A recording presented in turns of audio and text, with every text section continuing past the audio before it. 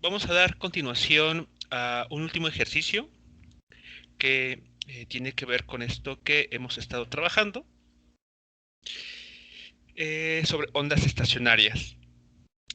Y posteriormente comenzaremos a revisar las llamadas ecuaciones de Maxwell, que justamente van a ser el puente que conecta todo lo que hemos comentado, que hemos revisado acerca de lo que son las ondas, con los fenómenos de la luz, o propiamente de la naturaleza de la luz. Bueno, vamos a comenzar entonces con el primer, con este ejercicio que tenemos en la pantalla. Nos comentan lo siguiente, que el extremo de una cuerda horizontal con una densidad lineal dada en la imagen se une a un pequeño oscilador mecánico de 120 Hz y amplitud pequeña. Bueno, entonces este término, este elemento de la cuerda va a estar oscilando con la ayuda de este elemento oscilante y además nos comentan que la cuerda pasa por una polea,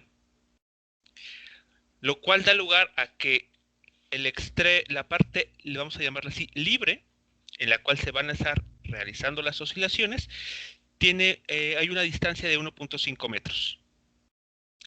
Se muestra además que del lado derecho hay unos pesos. Aquí hay unos bloques o unas masas variables que se pueden estar ajustando. Y justamente nos preguntan qué valor de masa deberá colgarse en este extremo del lado derecho para producir en la cuerda ya sea 1, 2 o hasta 5 bucles de una onda estacionaria. Nos dicen que consideremos que el oscilador representa un nodo. Así que en este caso tendremos básicamente los nodos estarían dados por el punto donde está el oscilador y el punto donde la cuerda pasa por la polea. Bien, ¿cómo podríamos realizar esto? ¿Cómo podemos dar con el valor de la masa m que permite, por ejemplo, la obtención de un bucle?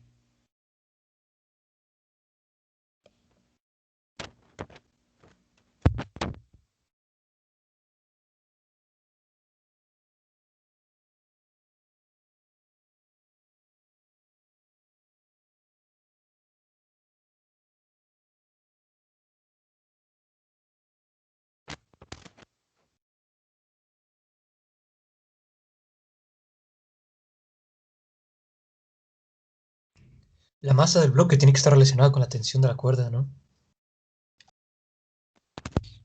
Exacto. La masa o las masas que podrían ahí colocarse, ¿no? Para ajustar estos pesos, así es, van a estar jugándonos con la tensión, ¿no? Van a estar permitiendo modificar la tensión.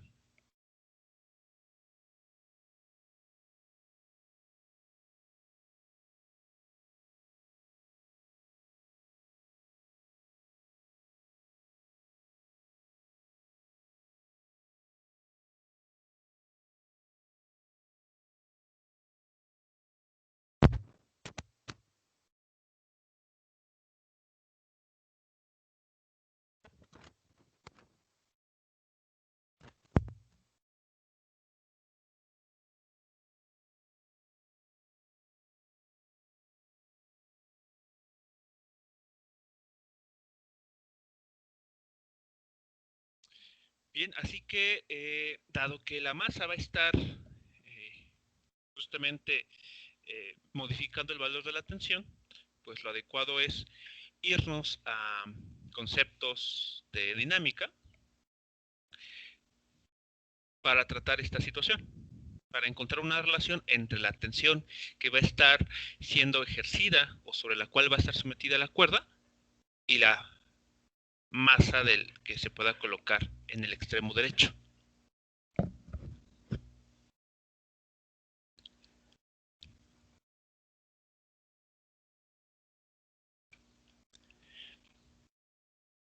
Bien, así que podemos recordar que el hecho de que nos estén pidiendo aquí 1, 2 o 5 bucles, realmente esconden, eh, o lo que nos estarían preguntando es sobre los modos normales u ondas estacionarias o los armónicos, ¿no?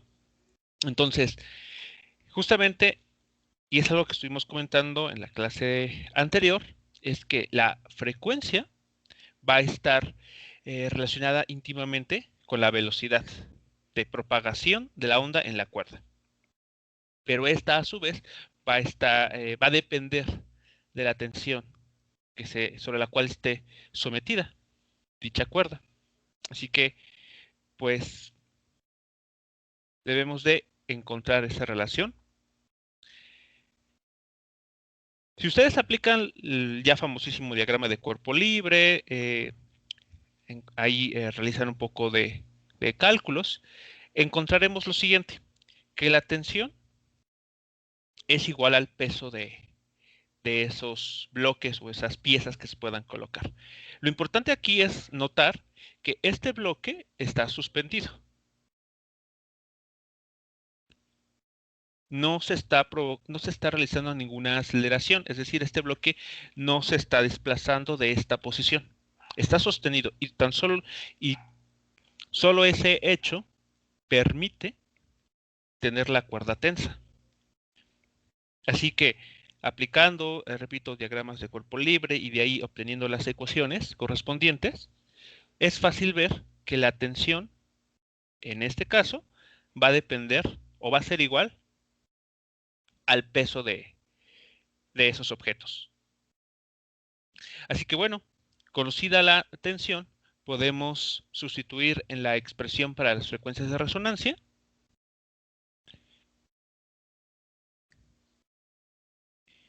Y eso nos va a permitir entonces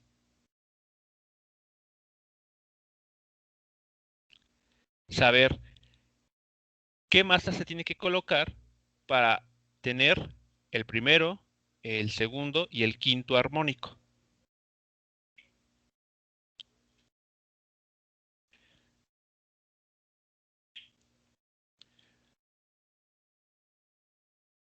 Así que a grandes rasgos, ese sería el procedimiento que se puede seguir. Y lo que bastaría es eh, evaluar los tres incisos en esta ecuación que podemos decir que es la ecuación general para este problema. ¿Hasta aquí alguna pregunta o comentario sobre lo que se está mostrando?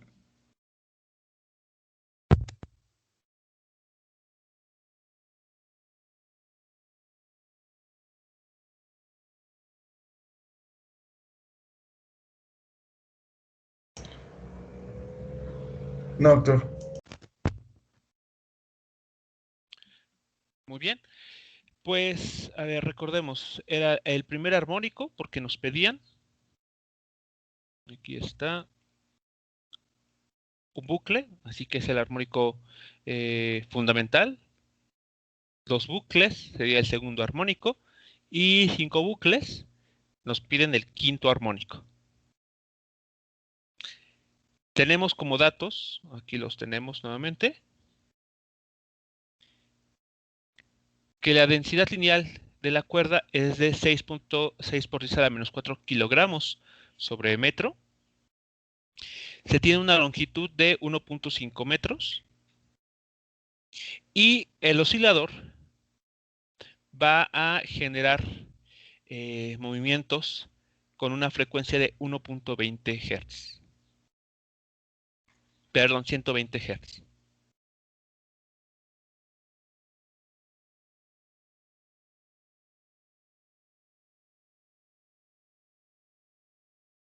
Así que con estos valores,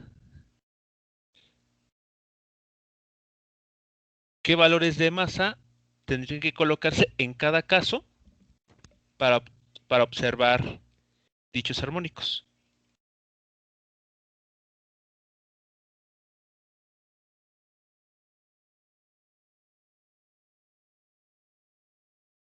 Vean, de hecho, si sustituimos eh, las cantidades que en principio van a estar ya fijas, que sería la masa, la densidad de masa, la longitud de la cuerda. Aquí tenemos justamente la gravedad y la frecuencia con la que el oscilador va a estar moviéndose. Podemos conocer una masa, el valor de la masa base, vamos a llamarlo así, el valor de la masa fundamental. Como pueden notar, dependiendo de qué armónico queramos observar, esa masa fundamental va a tener que ser escalada por este factor, que es el cuadrado del armónico o del índice del armónico que queremos observar. Así que alguien podría calcular aquí el valor de esa masa, vamos a llamarla masa fundamental.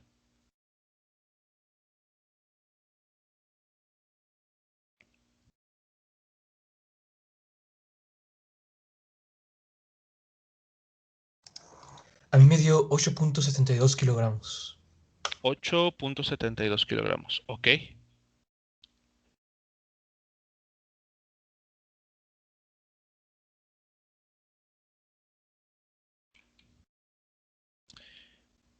Bien, pues ya conocida esta masa fundamental o masa base, el calcular las masas para observar los siguientes armónicos, pues solamente consistirá en ir dividiendo correctamente, ¿no? Entre el cuadrado del índice del armónico que estaríamos observando. Entonces aquí sería 8.72 kilogramos. ¿Queremos observar un bucle? Pues debemos colocar justamente esos 8.72 kilogramos. Queremos observar dos bucles, eso quiere decir queremos despertar, vamos a decirlo así, o observar el segundo armónico, pues habrá que dividir entonces estos 8.72 kilogramos entre 4, 2 al cuadrado.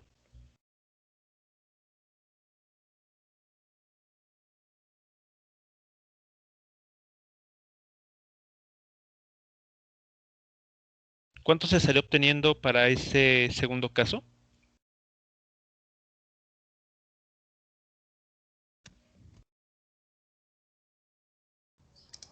2.18 kilogramos. Ok, 2.18 kilogramos.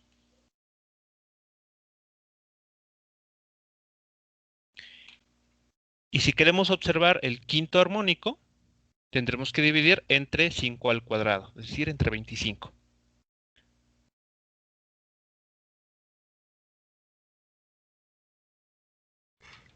Eso me da 0.35 kilogramos. Muy bien, muchas gracias. 0.35 kilogramos.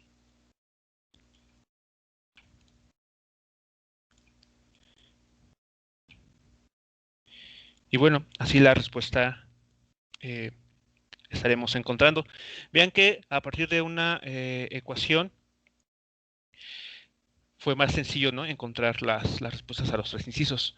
Lo importante aquí hay que identificar es que, hablando de ondas estacionarias, concretamente, estas se comportan de una forma muy, vamos a decirlo, elegante, porque solamente dependen de un índice n, ¿no? Son múltiplos de una frecuencia fundamental, así que bueno, en este problema se hereda de esa manera, teniendo una masa fundamental y solamente escalando esa masa según el armónico que queramos observar, pues es lo que se tiene que hacer.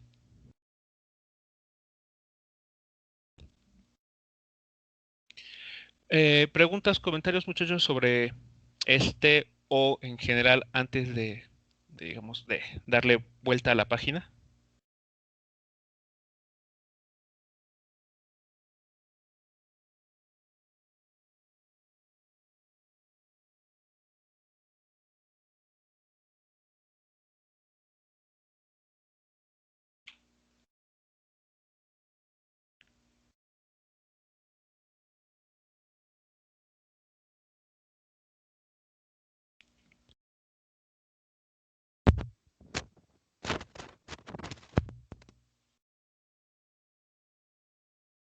¿Consideran que todo lo que hemos revisado acerca de ondas mecánicas está perfectamente entendido?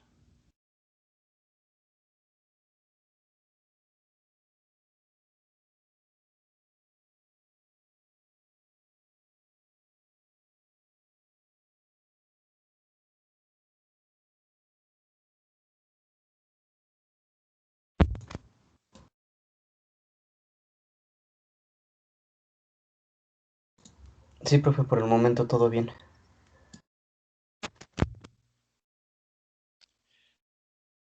Ok, bueno, voy a tomar ese comentario como eh, la respuesta general, ok, voy a tomar esa palabra. Así que, bueno, con este último ejemplo, vamos a decir que hemos concluido satisfactoriamente, si me lo permiten decir así, el tema de ondas mecánicas, ¿de acuerdo? Rápidamente, lo que hemos visto durante las últimas semanas ha sido entender que las ondas son perturbaciones en un medio que hasta cierto grado es elástico, por lo tanto, mm, los elementos en este medio individualmente realizan un movimiento armónico simple. Y si analizamos eh, de forma colectiva todo el movimiento de ese medio, de las partículas que forman ese medio, pues tenemos lo que visualmente conocemos como una onda. Ahora, cabe recalcar que las ondas, contrario a lo que a veces llegamos a pensar, no necesariamente tienen un perfil senoidal, sino que pueden tener distintos perfiles. De hecho, en los ejercicios que les pidieron realizar para la actividad me parece que se entrega el día de hoy, o que se tiene fecha límite para entregar el día de hoy, eh, ustedes vieron que en esos ejercicios se les proponían distintos perfiles de funciones y se les pedía mostrar que esos perfiles correspondían o estaban describiendo ondas. Ahí recuerdo que tenían un perfil en forma de logaritmo, otro en un perfil, me parece que eh, exponencial tal vez, o de campana de Gauss.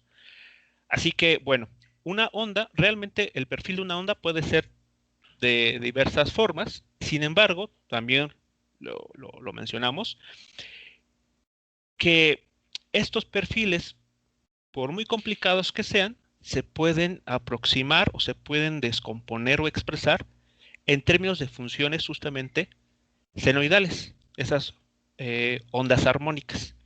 Y de ahí que a veces cuando nos hablan de ondas, nuestra primera imagen o lo primero que nos ponen es una onda senoidal, porque son la base, literalmente son la base con la que uno trabaja para poder construir perfiles de ondas o hablando de circuitos, de señales más complicadas, ¿no? O que parecerían más complejas.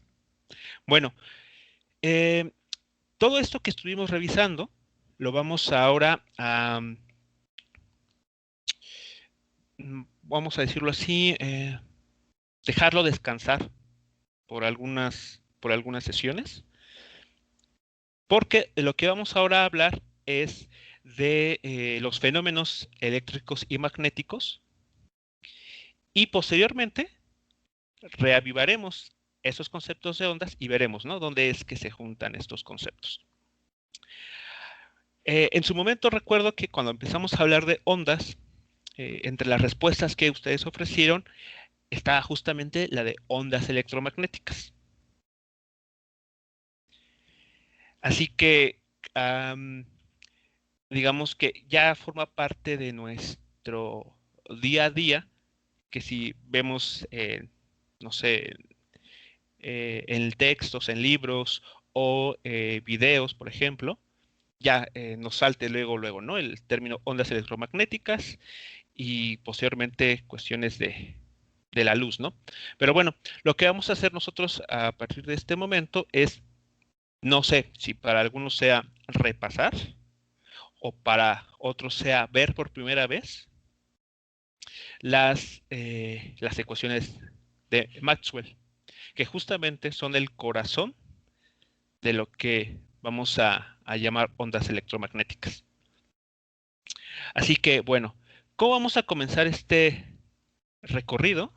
Vamos a llamarlo así, por estas ecuaciones realmente importantes. De hecho, mucho de lo que nosotros eh, empleamos para comunicarnos, justamente ahora a distancia, radica en las ecuaciones de Maxwell.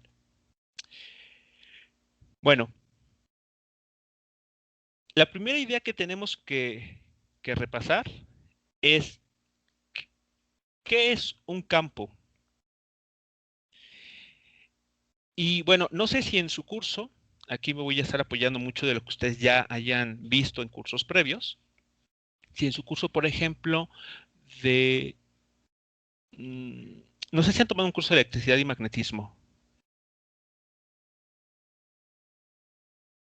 Entiendo que sí. Sí, doctor, ya. Sí, ok. ¿Vieron o recuerdan lo que es un campo?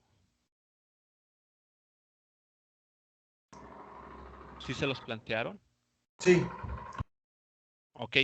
¿Cómo ustedes lo entienden? Porque aquí tenemos no sé, una definición bastante compacta, pero puede que ustedes tengan una visión más clara o distinta, tal vez. Lo recuerdo como un conjunto de vectores que tenían una dirección que salía de un punto o iba dirigida a un punto. Ok. Eso suena como que en el fondo está hablando de un campo eléctrico, tal vez. Podría ser eléctrico o magnético. Por Ok. ejemplo, si es magnético, pues surge de un material ferromagnético. Si es eléctrico, generalmente parten de conductores que van conduciendo cargas eléctricas. Muy bien. Sí, porque aquí hay que tener, bueno, si hablamos de vectores que salen de un punto, mm, bueno, que igual en bueno, en caso de los imanes, por ejemplo, como elementos relacionados con campos magnéticos, habría que eh, ser un poquito más ahí claros en ciertos puntos que, bueno, vamos a ver a continuación. Ok, bueno, de manera general, así bastante general, eh, un campo eh, en el contexto de física es como tenemos aquí, una representación de cómo una cantidad física se distribuye en una región del espacio y cómo se comporta en el tiempo. ¿De acuerdo? Vean que aquí estamos incluyendo dos variables. Estamos diciendo que un campo es una representación de una cantidad física y esta cómo se distribuye, cómo está puesta, extendida en una región del espacio y además también cómo evoluciona en el tiempo. ¿Qué ejemplos de campos podemos tener o de los que vamos a estar hablando? Y sobre todo en electricidad y magnetismo, son campos escalares y campos vectoriales. Ahora, seguramente ustedes en cálculo vectorial vieron justamente lo que se conoce como funciones escalares y funciones vectoriales. ¿Recuerdan qué representan o qué es en sí por ejemplo, una función escalar?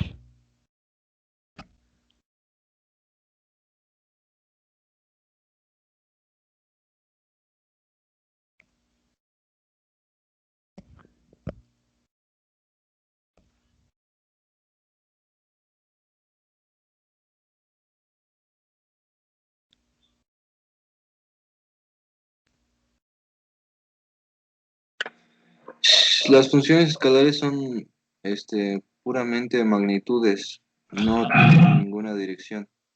Y Ok. los campos vectoriales van, bueno, conforme la posición va variando, digamos, la dirección del vector. Ok, muy bien. Así es. Una función escalar, que podemos llamar, que seguramente ustedes vieron algo como f, que les gusta, ¿no? De xy. Es un número, les da un valor, ustedes evalúan cuánto vale x, cuánto vale y, y eso les da un número real.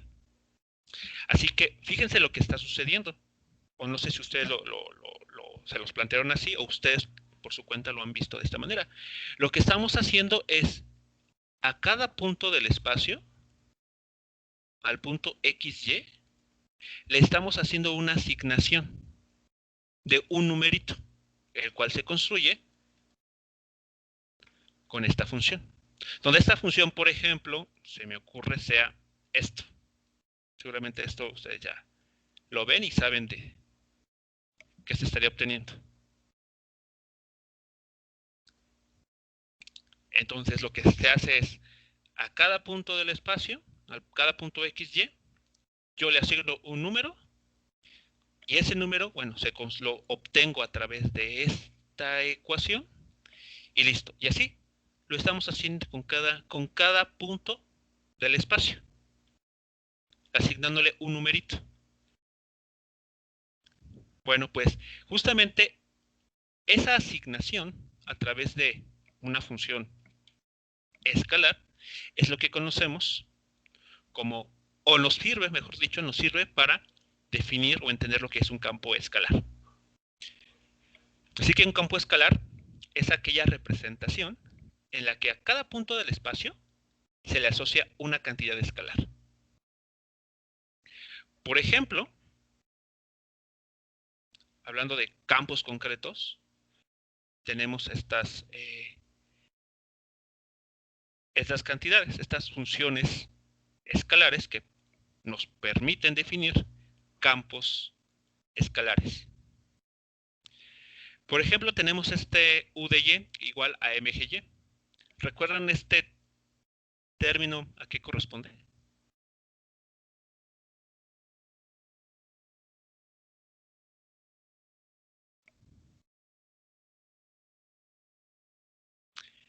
¿Qué campo escalar estaremos aquí representando? M es la masa, G es la aceleración debida a la gravedad y Y es una distancia vertical.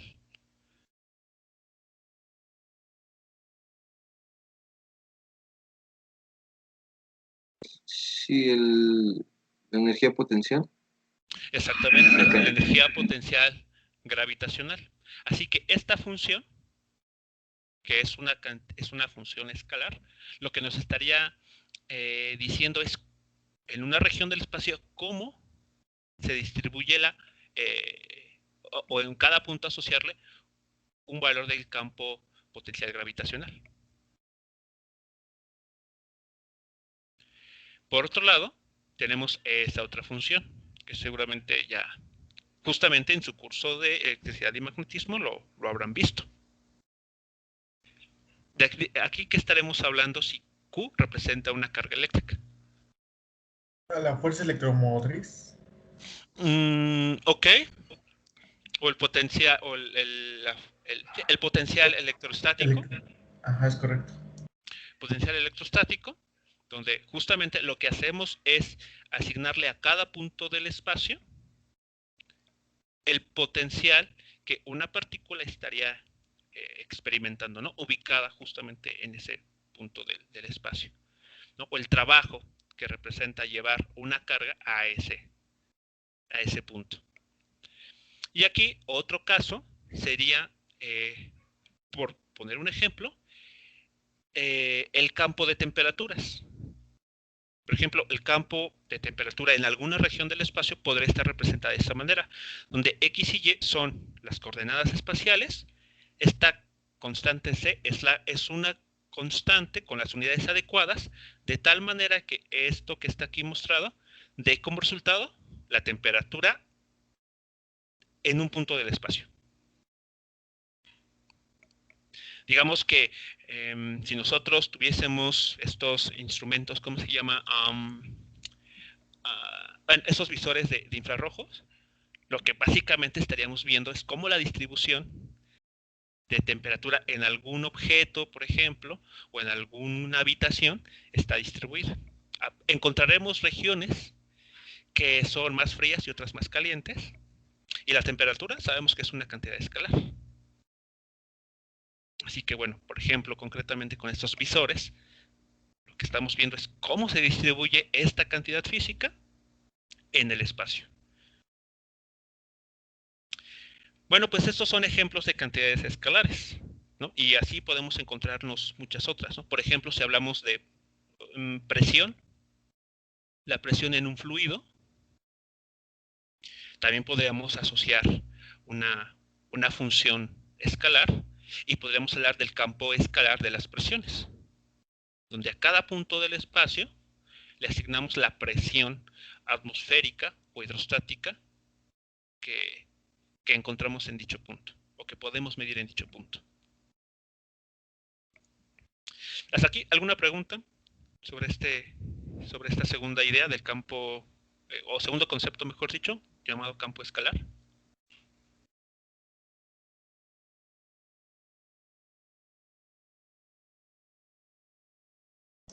Por el momento no, doctor. Muy bien. Ahora, también, retomando la respuesta de hace unos minutos sobre una función vectorial, podemos entender ahora un campo vectorial como aquella distribución, pero de cantidades físicas que son vectores. Por ejemplo, ejemplos claros de esto son la fuerza de gravedad, que como sabemos, si dibujamos esta fuerza en la vecindad o en la cercanía de la superficie terrestre, lo que dibujaríamos, o representaríamos, mejor dicho, serían vectores que todos van apuntando hacia el interior de la Tierra, con una magnitud aproximadamente constante. Y digo aproximadamente constante porque realmente, conforme nos vamos alejando de la superficie de la Tierra, la aceleración debida a la gravedad ya no es exactamente 9.81 o 9.8 metros sobre segundo cuadrado, sino que se va a ver afectado. Así que bueno, en las cercanías, vamos a imaginar eso, en las cercanías de la superficie de la corteza terrestre, lo que dibujaremos son una distribución de vectores, todos apuntando hacia el interior del planeta.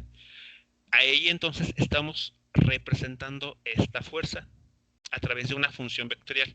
¿Qué hace esta función vectorial? Asigna a cada punto del espacio una magnitud vectorial, o un vector en todo caso. Otro ejemplo que ustedes conocen perfectamente es el campo eléctrico, ¿no? De hecho, en electricidad y magnetismo, el primer campo con el que nos enfrentamos, o la idea de campo, es justamente el electromagnético, el eléctrico. ¿Ok? Bueno, aquí se me olvidó poner, por ejemplo, el vector unitario radial en este caso. Se me ocurre poner, por ejemplo, ese vector. Lo que estamos haciendo es asignar a cada punto del espacio este elemento relacionado con la interacción o la fuerza eléctrica propiamente que experimentaría una partícula de carga unitaria y la fuerza que estaría experimentando, ¿no? en esa región concreta del espacio.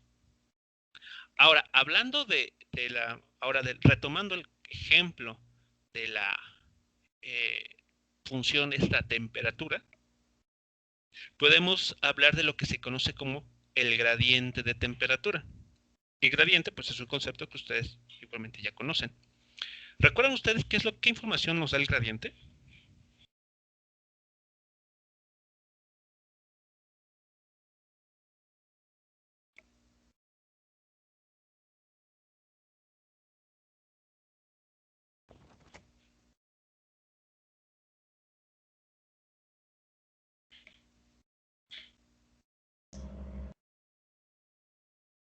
Era un múltiplo de la función vectorial, si no me recuerdo. ¿Cómo, perdón? Era un múltiplo de la función vectorial, si no me recuerdo. Es un múltiplo de la función vectorial. ¿Cómo múltiplo? ¿De qué función vectorial? Esto no me queda claro. Bueno, de la función como tal, es un múltiplo, Por ejemplo, Ajá, aquí yo estoy proponiendo la función escalar t de xy. Esa es la función escalar que asigna a cada punto del espacio, o del plano en este caso, del plano, un valor de temperatura. Es decir, si yo estoy en el punto 0,0, me da un valor de 0, por ejemplo, ¿no? O sea, una temperatura 0. Si yo me muevo al punto 1,1, me da un valor de temperatura. Me dice la temperatura en este punto, 20 grados, por ejemplo. Si me voy al punto 5,7, ¿okay? Me dice ahora, tu valor de temperatura en este punto 5,7 es 30 grados, por ejemplo. Con esta función escalar ustedes pueden obtener lo que se conoce como gradiente. Pero ¿qué información nos entrega el gradiente? Pues la información que da el gradiente es tal cual como la derivada, es la pendiente de la recta tangente a una gráfica. Ok. El gradiente es un operador diferencial que justamente, para empezar, nos entrega una función vectorial. Ustedes recordarán, ¿no? Les da como resultado una función vectorial.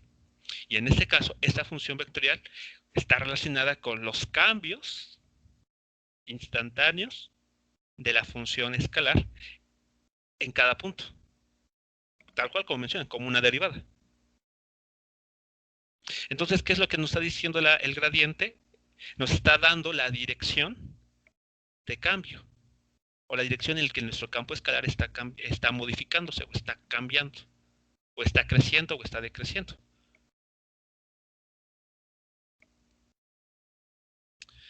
¿Ok? Para ilustrar un poco más esta parte,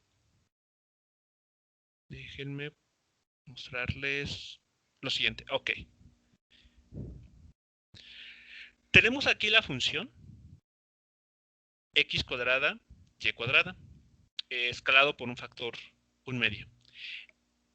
Esta función escalar, si la grafican, ¿qué les estará entregando como gráfica?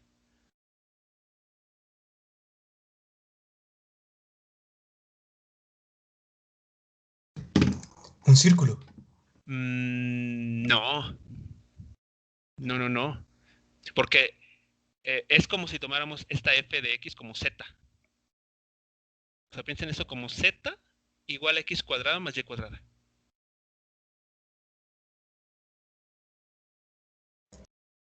O sea, en el plano puede que vean proyecciones De círculos. circulares. Ajá. Pero si lo grafican, esto es una función de 3 dimensiones. Sería una como parábola revolucionada, ¿no? Ok. ¿Cómo se llama esa? La verdad, no recuerdo el nombre, por eso lo describí así. Ok. Bueno, no sé si recuerdan el término paraboloide. Si lo googlean, Sí. les va a dar, ¿no? Sí. Paraboloide es justamente un tazón con perfil parabólico. ¿Ok? Bueno, aquí tenemos, por lo tanto, la función escalar, ¿no? Que está representada por un paraboloide. Si lo graficamos, es un paraboloide. Suponiendo que esta función nos está entregando, como en el ejemplo que les menciono, ¿no? En la pizarra, la temperatura, lo que nos estaría diciendo es cómo a cada punto, nos estaría asignando a cada punto un valor de temperatura. Suponiendo, por ejemplo, bueno, de hecho vamos a hacer lo siguiente, aquí está.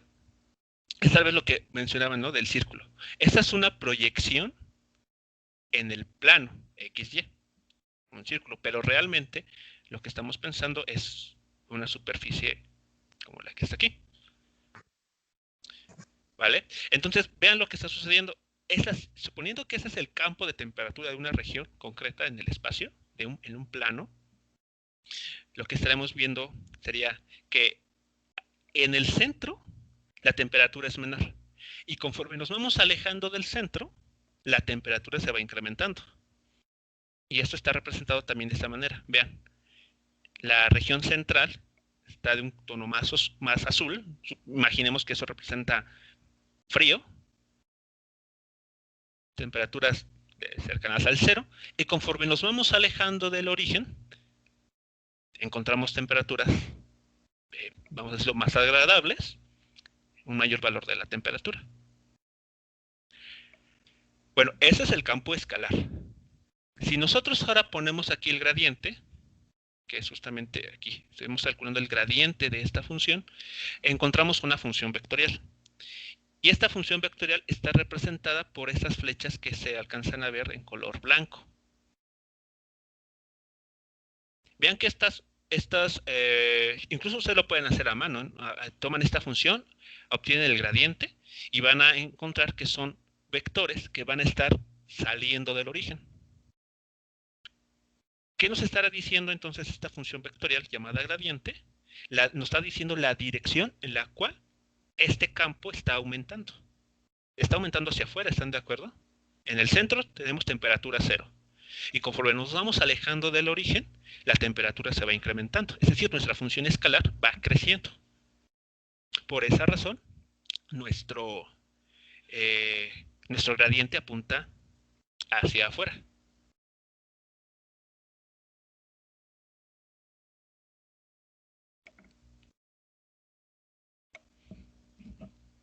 ¿Preguntas hasta aquí? ¿Comentarios sobre esta idea?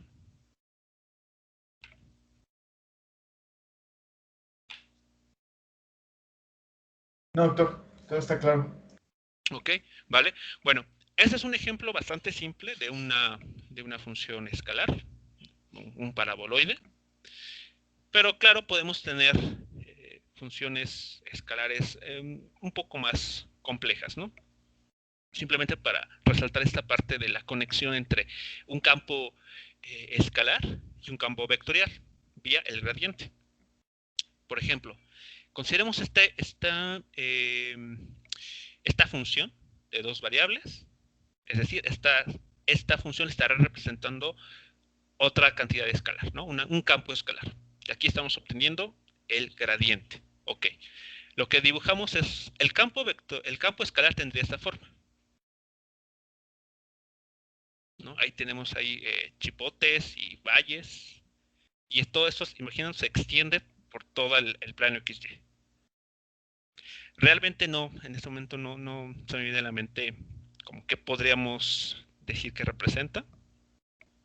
Pero igual si ustedes han visto algún comportamiento así en algún otro lugar, pues, y sepan que es una cantidad escalar, bueno, podemos pensar que entonces estamos aquí representando el campo de dicha cantidad escalar. Pero bueno, tenemos estos montañitas y valles ahí, ¿no? En todo el plano. Esa es nuestra función escalar. Si nosotros calculamos el gradiente, lo que encontramos será esto, ¿no? Así, espero se alcancen a distinguir las flechitas en color blanco. Vean que las flechas salen de los puntos azules, que serían los valles, y se dirigen hacia los puntos blancos, que serían los chipotitos aquí, ¿no? Los puntos más altos.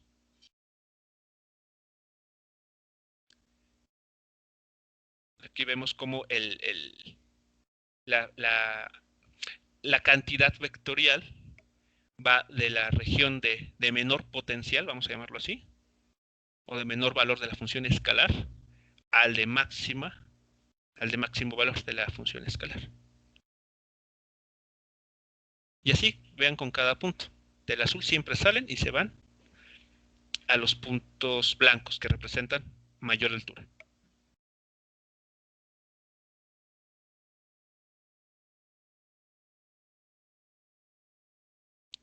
Por lo tanto, aquí tenemos dos muy buenas representaciones de lo que sería un campo escalar y un campo vectorial asociado. Un campo vectorial muy concreto, que es el gradiente. Porque recordemos de cálculo vectorial que tenemos otro campo que podemos, bueno, otra función vectorial que podemos, en principio, asociar tal vez a una magnitud física vectorial, que es el rotacional. Pero bueno, de eso ya lo superemos más adelante. Como otro ejemplo, tenemos esta función. Aquí es un poquito más elaborada. Pero bueno, lo que me interesa más que evaluar la función, representar visualmente, ¿no? Por lo tanto, en este caso, la función escalar estaría representada por ese fondo que se ve, donde hay unas curvas ahí de distintas tonalidades, y el gradiente son estas flechas en color blanco. En 3D veríamos algo así, vean, es como una hojuela, ¿no? Este campo. Bueno, si nosotros vemos el gradiente, vemos que el gradiente va de las regiones azules, que serían... Imaginemos que este campo nos habla de las alturas, ¿no? Del potencial gravitacional en una región del espacio, ¿no? Con una forma muy rebuscada. Por lo tanto, ¿hacia dónde está apuntando nuestro campo, nuestro gradiente? Pues a las regiones de mayor altura. Va de los puntos azules y va avanzando hacia las regiones más claras, ¿no? Que representarían en todo caso una altura de mayor valor.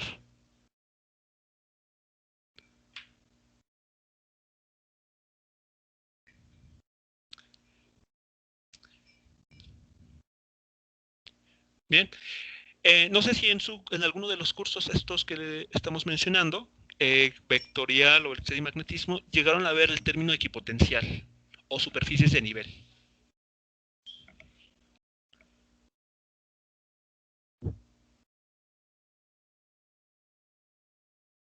Sí, sí lo vemos. ¿Sí? Ok.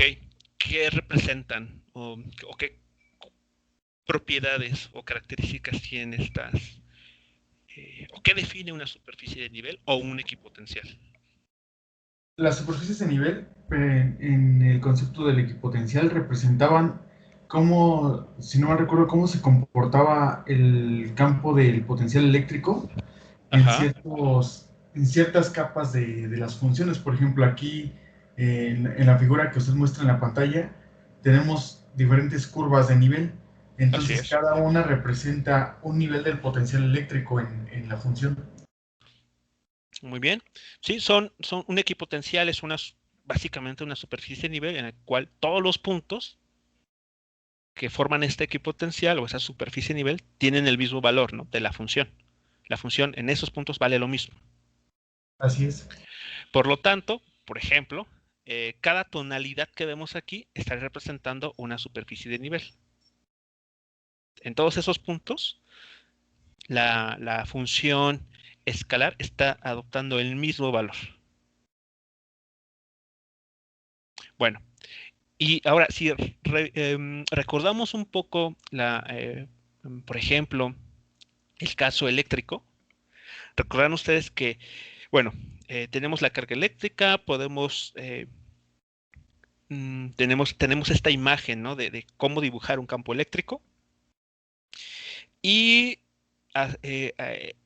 y además podemos construir el potencial, ¿no? eléctrico asociado a dicha carga eléctrica, y esta justamente nos dibujan equipotenciales. Y vale la pena recordar que un equipotencial, como lo planteo, a ver, una, una línea de campo eléctrico siempre es perpendicular a la equipotencial. Y justamente es lo que está pasando aquí, si lo notan.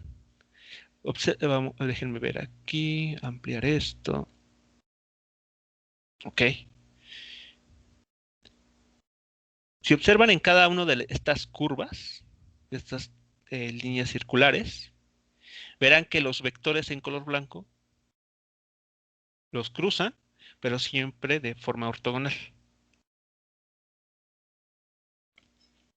Hay 90 grados entre que se está formando entre la línea equipotencial y el vector gradiente.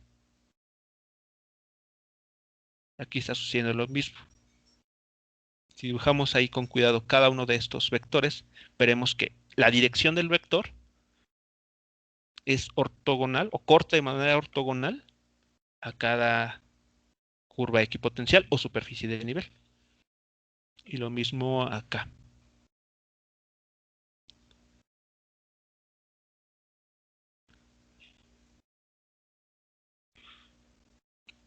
Así que bueno, aquí estamos viendo, retomando sobre todo, ¿no? Reviviendo esos conceptos que en su momento ustedes se estuvieron peleando. Bien, bueno, pues justamente de todo esto es lo que vamos a estar hablando durante las siguientes sesiones para,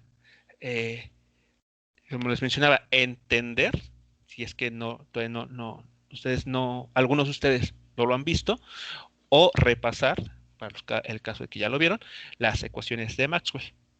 Entonces, regresando a nuestra pizarra,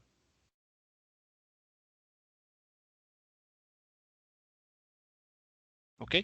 De los dos términos que vamos a estar hablando implícitamente son justamente del campo escalar y de un campo vectorial. Así que no hay que, digamos, olvidarnos de lo que está representando cada uno. Campo escalar lo que hace es a cada punto del espacio le asocia el valor de una magnitud escalar. Llámese potencial, llámese temperatura, llámese presión, cualquier cantidad escalar que ustedes podrían pensar, podría tal vez describirse a través de una función escalar. Un campo vectorial es la representación espacial y temporal de una magnitud vectorial. Llámese fuerza, campo eléctrico, el gradiente de una función escalar, campo magnético. Y matemáticamente, pues, son representados a través de funciones vectoriales, que lo que hacen es a cada punto del espacio le asocian un vector con alguna dirección y con algún valor de módulo. Bueno, repasado este concepto, vamos a comenzar con la famosísima y por todos conocida y querida ley de Gauss. Bien, ¿qué nos dice o de qué nos habla la ley de Gauss? La ley de Gauss está versa en su versión, vamos a llamarla eléctrica, en estos elementos que comúnmente llamamos cargas. Estas cargas sabemos que vienen en dos presentaciones. La naturaleza así nos lo ha presentado. Hay dos presentaciones de este elemento llamado carga eléctrica que pues desde su descubrimiento y hasta ahora pues los hemos nombrado como carga positiva y carga negativa, ¿no? Los hemos categorizado de esa manera. Y esta propiedad que tienen los objetos, pues la observamos justamente cuando tenemos dos partículas, dos objetos que decimos están cargados o que tienen carga y las ponemos a interactuar, ¿no? Y lo que observamos son, pues, por ejemplo, que estos objetos son atraídos entre sí o por el contrario, se repelen. Y bueno, ya después viene, digamos, la parte de identificar por qué no está sucediendo este fenómeno.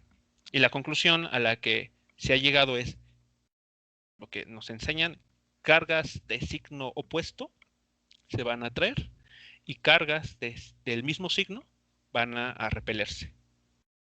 Bueno, para poder entender estas interacciones, esto que observamos de atracción y de repulsión, es que surge justamente el concepto de campo eléctrico. Y el campo eléctrico, recordando lo que acabamos de ver sobre funciones vectoriales, vendría a ser una representación de una cantidad física asociada con la carga eléctrica o con esta propiedad de la naturaleza. ¿Y recuerdan cómo se determina campo eléctrico? No, en este momento no lo recuerdo. ¿No? O cómo se define, de hecho, cómo es que se define, déjenme ver aquí, ahí está, cómo se define un campo eléctrico. Porque seguramente ustedes comenzaron revisando la ley de Coulomb, ¿no? Sí, Calculan fuerzas ahí, ponen dos cargas, o mejor dicho, distribuciones de carga, porque no siempre son cargas puntuales, pueden ser, por ejemplo, puede ser una superficie rectangular, puede ser una varilla. Así que vamos a hablar de distribuciones. ¿no era la ecuación que era similar o homóloga a la de la atracción gravitacional? Al campo gravitacional. Es la ley de Coulomb. Ah, ok. Ajá, es la ley de Coulomb. Pero a partir de la ley de Coulomb, uno surge o construye lo que será llamado posteriormente el campo eléctrico. A ver, entonces, el campo eléctrico, vamos a ponerlo de esta manera. Tenemos una carga puntual, perdón, tenemos una carga ahí en el espacio. Bueno, aquí antes. Mientras que nosotros no tengamos una carga o un objeto cargado, positiva o negativamente, el entorno, el espacio no va a, digamos, no va a poder, nosotros no vamos a poder identificar la presencia del campo eléctrico. O no podemos construir el campo eléctrico. Necesitamos este elemento, carga eléctrica o carga, ya sea positiva o negativa, que justamente lo que hace es modificar su región circundante. Entonces, lo que tenemos aquí es una carga positiva y lo que está aquí representado es lo que conocemos como el campo eléctrico. ¿Cómo construimos ese campo eléctrico? Pues tal vez ustedes recuerden, acercamos una carga puntual de valor positivo, un Coulomb, y vamos, digamos, vamos registrando cuál es la fuerza que experimentaría esta carga de prueba en cada región del espacio. Así que, si nos acercamos, vemos que la fuerza que experimentaría o que experimenta esta carga en las vecindades, pues es realmente de una intensidad enorme, ¿no? Si nos vamos alejando, es decir, nos vamos ubicando en otros puntos del espacio, calculamos la fuerza que experimentaría y ahí está, representada por este vector. Si nos vamos a otro punto, vemos que podríamos estar modificando el módulo de ese vector y además modificamos la dirección. Y así nos vamos con cada punto del espacio, de tal manera que creamos o obtenemos este mapa de vectores. Y justamente ese mapa de vectores es el que conocemos como campo eléctrico. Es una representación de la fuerza por unidad de carga asociado a esa carga positiva.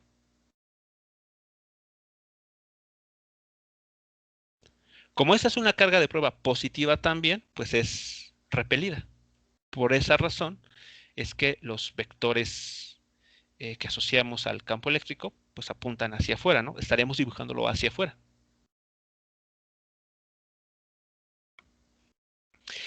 ¿Qué se obtiene si colocamos una carga negativa? Pues si acercamos esta misma carga unitaria, lo que experimenta ahora es una atracción. Y lo que hacemos pues es representar esa fuerza de interacción o esa fuerza de atracción en cada punto del espacio. Así que tenemos ahí en cada punto del espacio asociado un vector de fuerza por unidad de carga que nos está diciendo con qué intensidad y en qué dirección estaría aplicándose la fuerza sobre esta partícula de prueba. Si así nos seguimos con cada punto del espacio, lo que obtenemos es esta representación.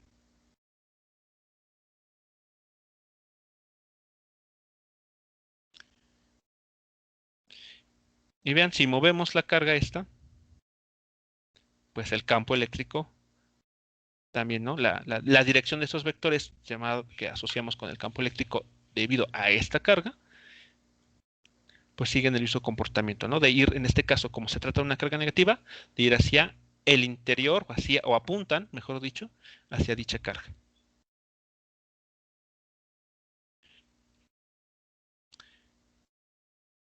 Si colocamos dos cargas con signos opuestos, la imagen del campo eléctrico asociada a esta distribución de cargas es la que se muestra aquí. El campo eléctrico de la partícula cargada positivamente se dibuja hacia afuera y los vectores del campo eléctrico asociado a la carga negativa apuntan hacia ella.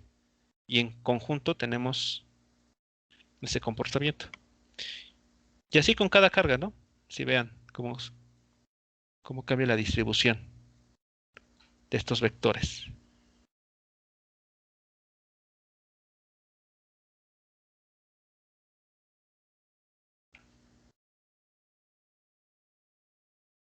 Bueno, pues así es como, de manera muy simple, es que construimos esto que ahora llamamos campo eléctrico, para una carga positiva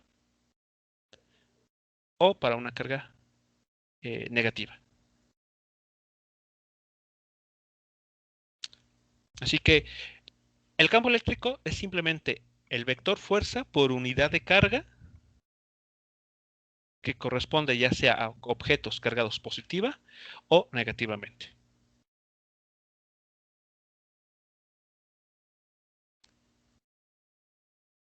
Bien, regresamos a nuestra pizarra. En el chat les pongo el link para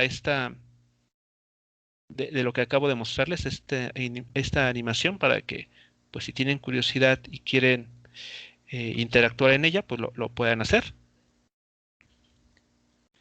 Así que, bueno, aquí ya de una forma no tan animada, tenemos esto que estaría diciéndonos lo que es el campo eléctrico. Tenemos una carga o una distribución de carga positiva. Lo que hacemos es utilizar una carga de prueba con valor unitario. Y conforme la vamos acercando y alejando de dicha carga, de dicha distribución de carga, pues vamos, digamos, construyendo, ¿no?, la fuerza que estaría experimentando esta carga. Y eso justamente nos da lugar a esta representación. Si hacemos lo mismo, pero ahora con una carga negativa o una distribución de carga negativa, ahí vamos testeando, vamos dibujando el vector fuerza en cada punto del espacio. Tenemos como resultado esta distribución, ¿no?, de líneas, estos vectores ahí, apuntando hacia el interior, hacia donde está apuntando, hacia donde está la carga negativa, o si hablamos de una carga positiva, hacia afuera, ¿no?, de dicha carga.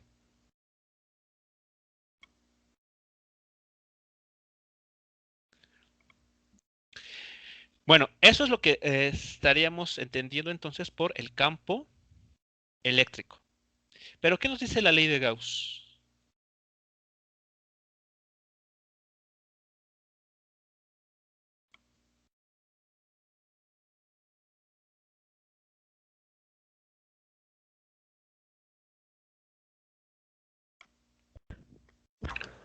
Yo recuerdo que nos habla de integrales de contorno cerrado y de Ajá. flujo de campo.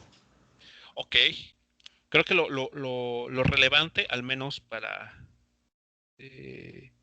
la parte física, es justamente el flujo, ¿no?, de líneas de campo, o el flujo de campo eléctrico que atraviesan una superficie.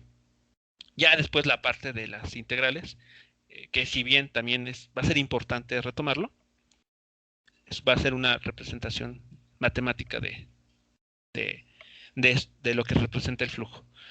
Bien, así que en efecto, la ley de Gauss, bueno, nos habla de la relación que hay entre el flujo de campo y la carga encerrada por una superficie, valga la expresión, ¿no? Encerrada por dicha superficie. Ok, bien, primero, ¿qué tenemos por el flujo de campo eléctrico o el flujo en general de un campo? Pues está relacionada con las líneas de dicho campo que atraviesan una superficie, ¿no? Nosotros definimos una superficie a través de un vector unitario que sea ortogonal a la superficie de interés, y este vector unitario lo multiplicamos por el área de la superficie que queremos analizar. Así que bueno, es un vector que apunta hacia, bueno, también es importante que nosotros justamente con este vector orientamos, ¿no? Hacia dónde vamos a decir que es el afuera y el interior de lo que será la superficie cerrada. Cuando tenemos, por ejemplo, esta superficie aquí mostrada, caracterizada por este vector unitario, y tenemos un campo que lo atraviesa de esta manera, decimos que el flujo para este caso es positivo. ¿Recuerdan cómo se determina vectorialmente? ¿Cómo determinamos el flujo que atraviesa aquí?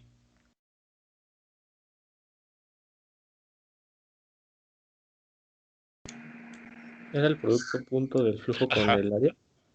Es el producto escalar, así es, del campo, de la línea de campo, con el vector, ¿no? Que nos está hablando de la superficie orientada, así es. Como en este caso estos dos vectores apuntan en la misma dirección, el flujo o el producto escalar va a ser positivo. Y por lo tanto, el flujo de este campo lo tomamos como positivo también. Por otra parte, si la línea de campo tiene esta dirección, sabemos que el producto escalar entre estos dos vectores tendrá un signo negativo. Y la interpretación es que tenemos un flujo negativo. Y finalmente, si tenemos una línea de campo que sale y otra que está entrando de la misma magnitud y calculamos el flujo a través de esta superficie, lo que tenemos es un valor cero.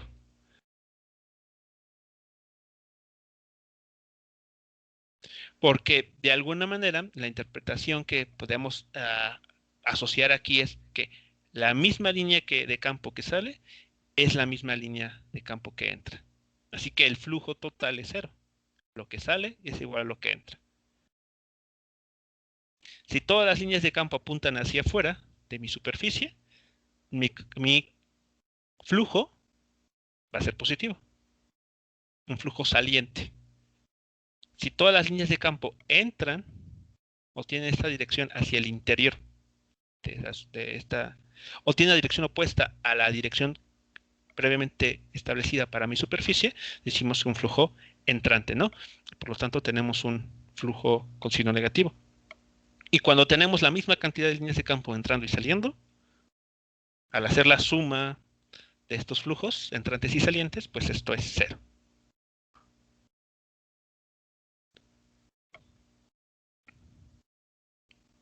Bien, pues esa es la idea esencial de lo que trata la ley de Gauss.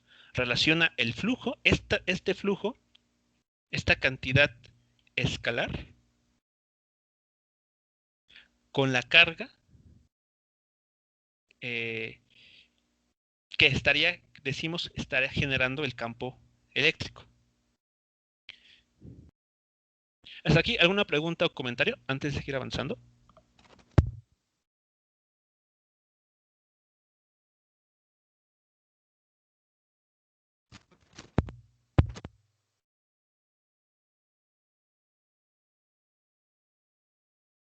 Por el momento no, doctor. Ok. Bueno, ahora sí, retomando la parte del campo eléctrico.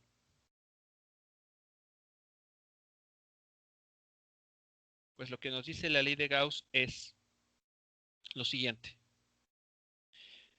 Si nosotros tenemos una distribución de carga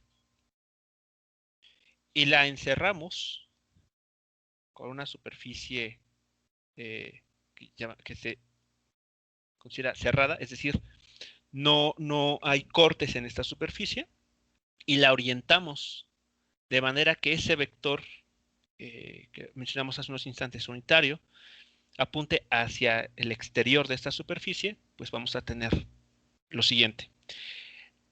El flujo de campo magnético también lo podemos interpretar con la densidad de líneas de campo. Es decir, si tenemos un flujo pequeño, es decir, pocas líneas de campo atravesando esa superficie, podemos también visualizarlo como una densidad baja de líneas de campo. Si tenemos un flujo de mayor valor, hablamos también de una densidad de líneas de campo más grande. Es decir, que entre más cercanas estén las líneas de campo, hablamos de un flujo más grande, un flujo eléctrico más grande. Por el contrario, si tenemos pocas líneas de campo, tenemos, bueno, aquí lo vemos así, voy a representar así, un flujo de campo más pequeñito, de menor valor. O sea, ese escalar es mucho menor en comparación a este, donde tenemos estas líneas de campo bien pegaditas, ¿no? Ahí, en una región muy limitada, tenemos mucha cantidad de líneas. Bueno, lo que está diciendo es que entonces la densidad de líneas de campo o flujo eléctrico va a estar relacionado con la carga neta encapsulada por esta superficie. Así que, bueno, tenemos esto que ustedes seguramente conocen, ¿no? Como la ley de Gauss. La integral del flujo, considerando una superficie infinitesimalmente pequeña, está relacionada o es proporcional a la carga neta que está siendo encerrada por esta superficie. Generalmente, y ustedes tal vez lo recordarán, la ley de Gauss se ocupa para encontrar la expresión para campos eléctricos cuando cuando el problema tiene alta simetría. Si el problema es simétrico, por ejemplo, tiene simetría esférica, una simetría cilíndrica, es más fácil realizar esta integral, ¿no? Cerrada. Esta integral, bueno, realmente es una integral de superficie, una integral doble, cerrada. Pero lo importante aquí es que la ley de Gauss tiene su, ¿cómo decirlo?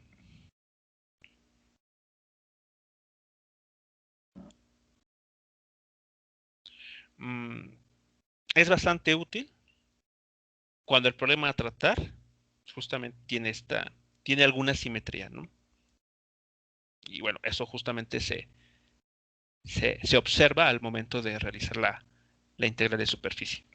Bueno, lo importante aquí, al final del día, es justamente esta relación que está aquí escrita.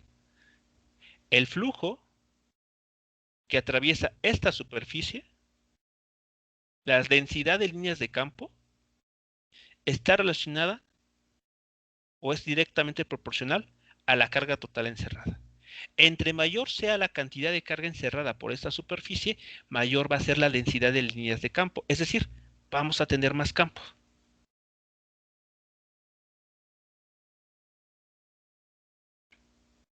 Por el contrario, si la carga es muy pequeña, vamos a tener poca o baja densidad de líneas de campo. Es decir, pocos vectores hay de campo eléctrico dibujados.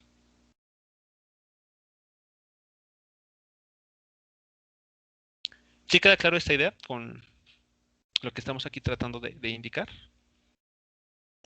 Sí. ¿Sí? Es algo que ustedes, bueno, ya en su momento habrán revisado y se habrán entretenido bastante. Bueno, aquí también surge algo realmente importante. Dijimos hace unos instantes que el flujo puede ser positivo, negativo o incluso cero.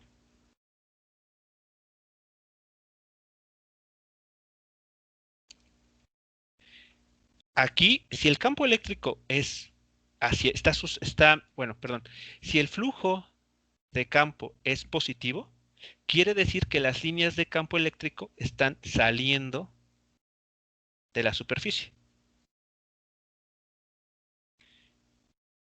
Y eso lo interpretamos como una carga eléctrica positiva o una densidad de carga positiva al interior de esta superficie.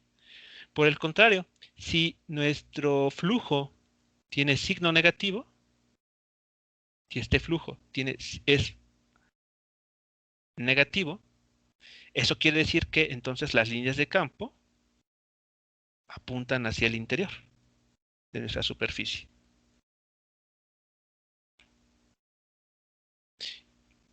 Y la interpretación de esto es que entonces la carga encerrada es negativa.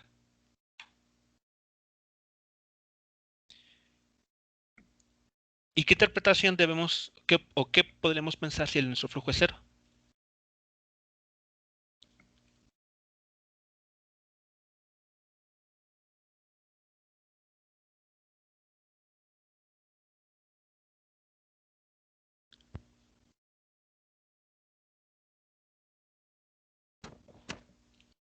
¿Qué conclusiones podrían ustedes decir al respecto? Si el flujo es cero.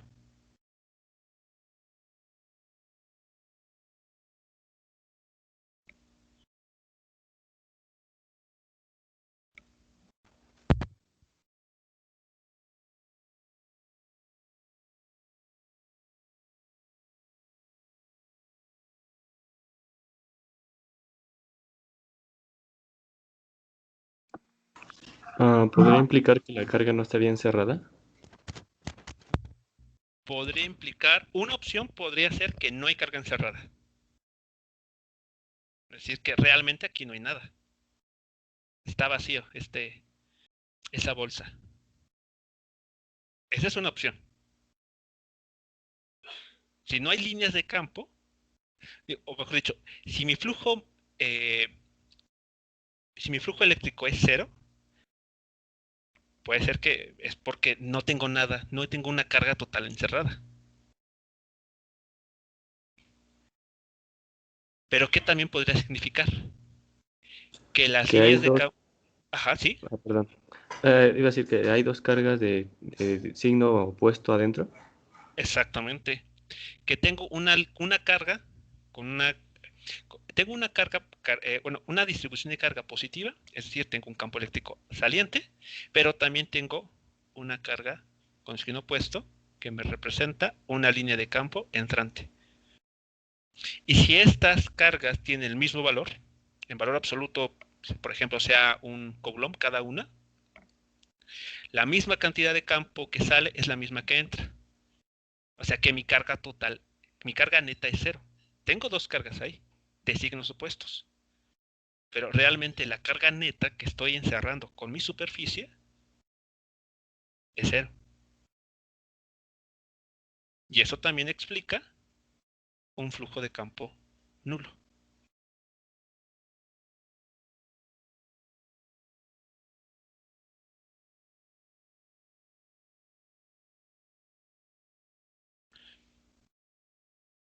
De hecho, bueno, no sé, tal vez a ustedes no les costó mucho trabajo, pero en lo personal, este concepto de carga encerrada,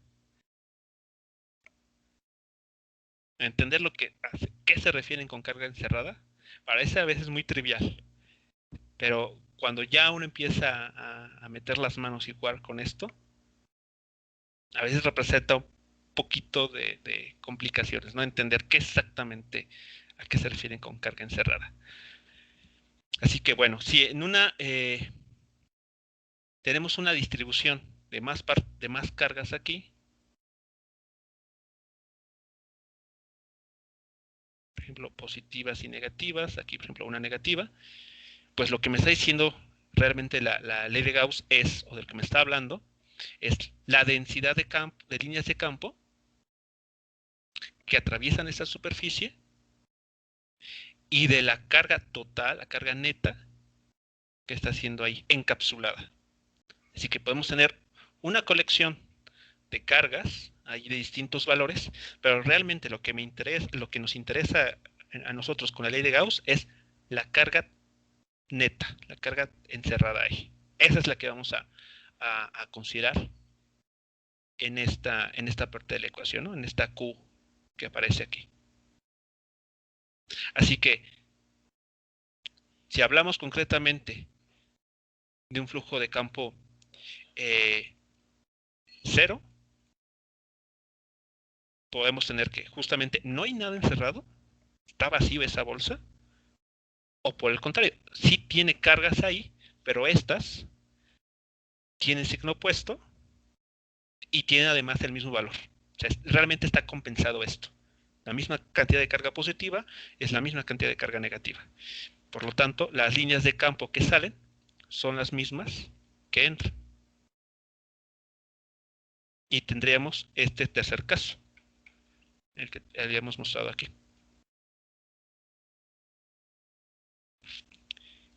Bien, para finalizar esta parte,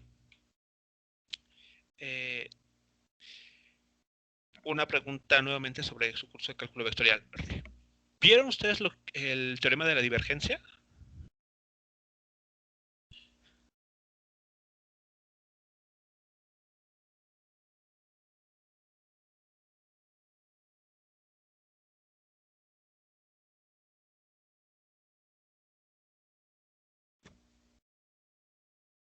Sí, Ok, ¿qué les dice el teorema de la divergencia?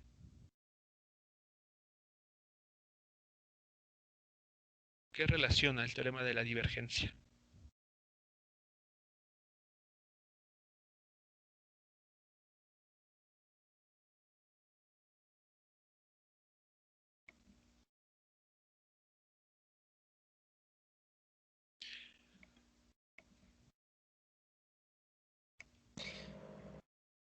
lo recuerdo como que nos relacionaba un, un flujo de un campo vectorial Ajá, a través de una superficie cerrada exacto. y delimitaba, bueno, el campo delimitaba una superficie y pues así era más fácil calcular me parece que el mismo campo. Bueno, de ahí partía el teorema de Gauss, bueno, para la ley de Gauss. Ok, bien, así es. Lo que hace el teorema de divergencia es relacionar el flujo de un campo vectorial a través de una superficie cerrada con la divergencia justamente del campo y la integral de volumen o el volumen que está siendo delimitado por dicha superficie cerrada.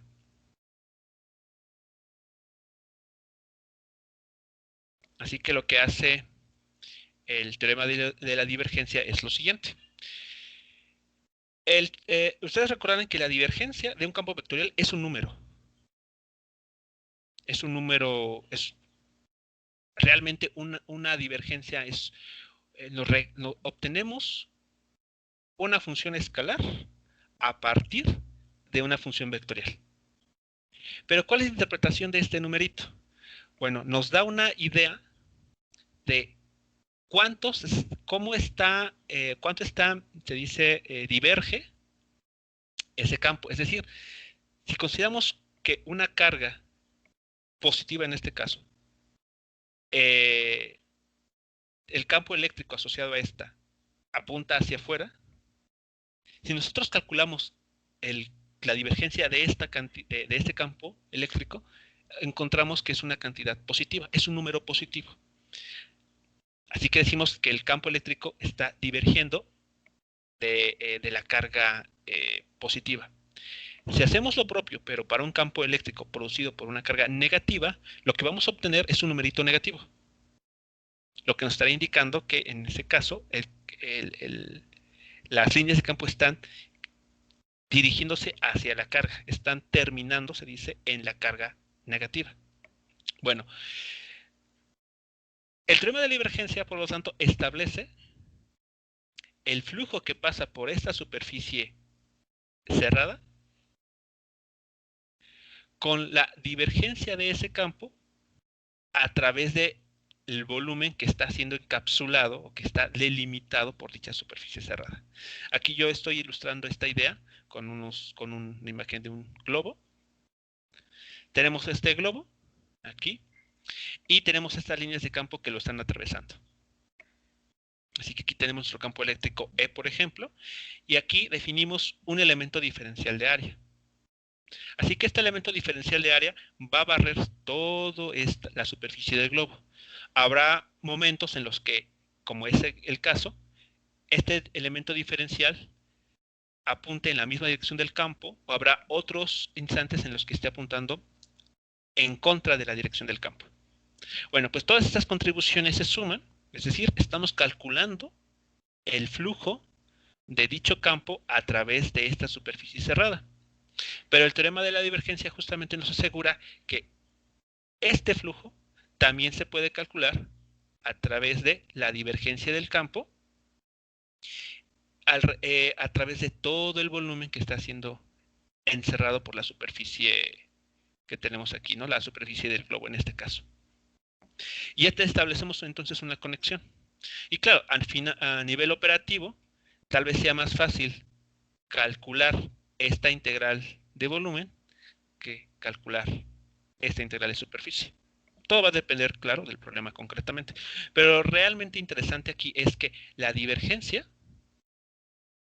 que nos está diciendo cómo se comportan las líneas de campo de un campo a través de un volumen, nos permite concluir lo siguiente. A ver, por el tiempo, lo vamos a concluir aquí. Y con esto estaremos viendo. Ok, si nosotros aplicamos el tema de la divergencia a nuestro campo eléctrico, vemos que podemos reemplazarlo por lo que está aquí. Por otro lado, la carga eléctrica que está siendo encerrada, la podemos también calcular considerando una densidad volumétrica de carga, lo que se representa como una ρ. Si nosotros igualamos a través de la ley de Gauss este resultado con esta integral de volumen, con este otro, que también es una integral de volumen, llegamos a la ecuación que se les muestra aquí abajo. Y lo que básicamente estamos encontrando, o lo que nos está diciendo esta ecuación, es que las fuentes de campo eléctrico son las densidades de carga. Mientras nosotros tengamos una carga eléctrica en alguna región del espacio, vamos a tener un campo eléctrico asociado a esta carga. Entre mayor sea el valor de esa densidad de carga, mayor va a ser el campo eléctrico que se encuentre en las vecindades.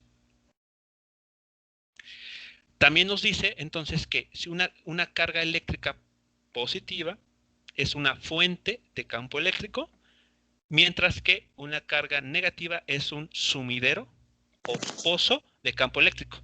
Por esa razón es que los campos, completamente el campo eléctrico se dibuja hacia afuera en una carga positiva y hacia el interior de la carga en una carga negativa.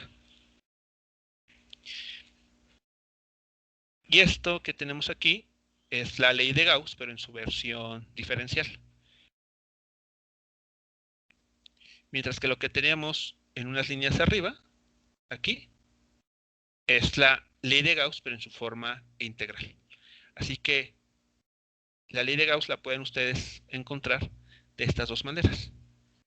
pero estamos hablando del mismo fenómeno representado de formas distintas, y en cada una de ellas podemos leer información complementaria.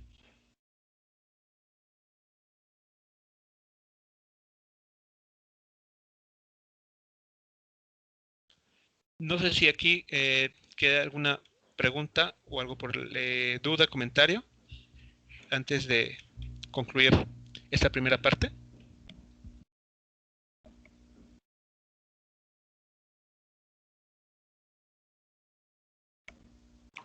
¿Qué es el E0 que está abajo de Rho? Esa es ¿cómo se llama? ¿O es epsilon? Es la permitividad eléctrica del vacío. Lo que nos dice es, nos habla es una medida de cómo el medio es susceptible a la presencia de campos eléctricos. Pero aquí concretamente es del vacío. Entendido, gracias. ¿Sí, de nada?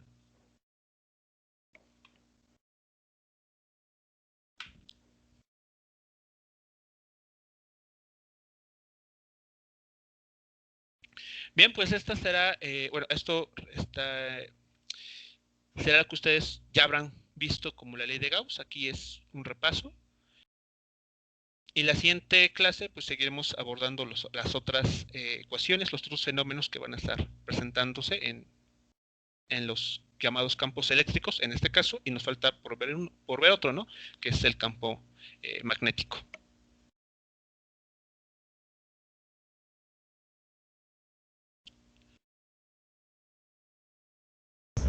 Gracias, doctor. Muy bien, si no queda algo pendiente, alguna pregunta por ahí, nos estamos escuchando entonces la siguiente clase. Y para registrar asistencia ya tienen en el chat el link.